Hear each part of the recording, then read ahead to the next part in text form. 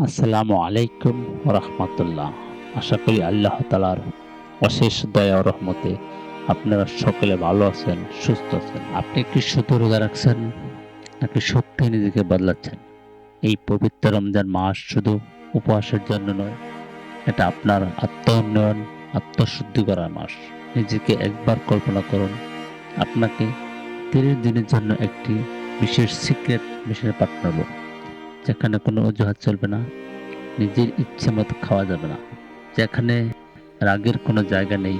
প্রতিটা সেকেন্ড, প্রতিটা minute routine মেনে চলতে হবে। আপনি কি এই চ্যালেঞ্জ নিতে প্রস্তুত? আপনার জীবনের সবচেয়ে বড় সেলফ ডিসিপ্লিন ট্রেনিং প্রোগ্রাম। এই ৩০ দিন আপনার জীবন বদলে দেওয়ার। প্রশ্ন হলো, আপনি কি এই ট্রেনিং নিচ্ছেন নাকি শুধু দিন গুনছেন ঈদের অপেক্ষা? সারা বছর আমরা আমাদের শরীরের গোলাম হয়ে থাকি। ক্ষুধা লাগলে খাই, ঘুম পেলে ঘুমাই, রাগ উঠলে চেঁচামেচি করি।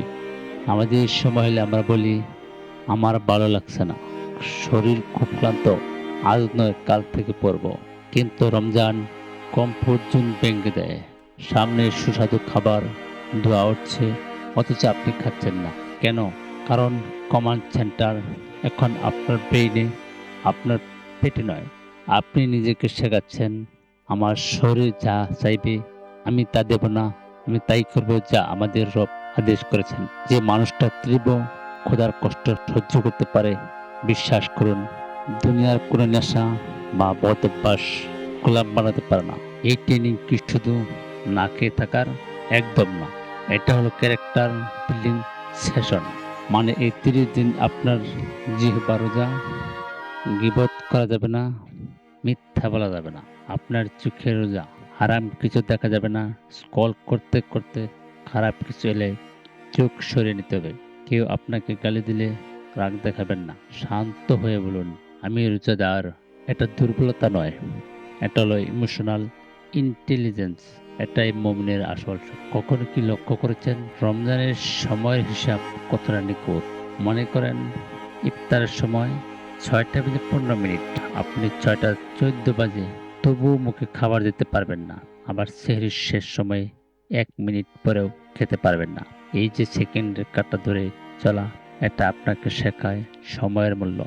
যে জাতি ৩০ দিন এতটা ডিসিপ্লিন মেনে চলে, বাকি ১১ মাস কেন তারা অলস থাকবে?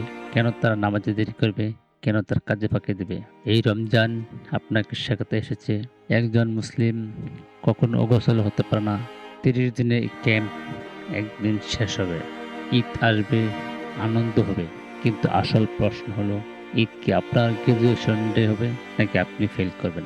যদি ঈদের পরের দিন আপনি আবার ফজরের নামাজ মিস করেন, যদি আবার সেই গীবত আর গানে ডুবে যান, তবে বুঝবেন আপনি শুধু উপাস ছিলেন, কোনো ট্রেনিং নেননি। আসুন এই রমজানকে জীবনের টার্নিং পয়েন্ট বানাই। নিজেকে কথা দিন, এই ৩০ দিনের ট্রেনিং শেষে আমি আর আগের মতো থাকবো না। আমি হব আরো শক্তিশালী, আরো পবিত্র, আরো ডিসিপ্লিন। আল্লাহ আমাদের এই ট্রেনিং কবুল করুন। আমিন।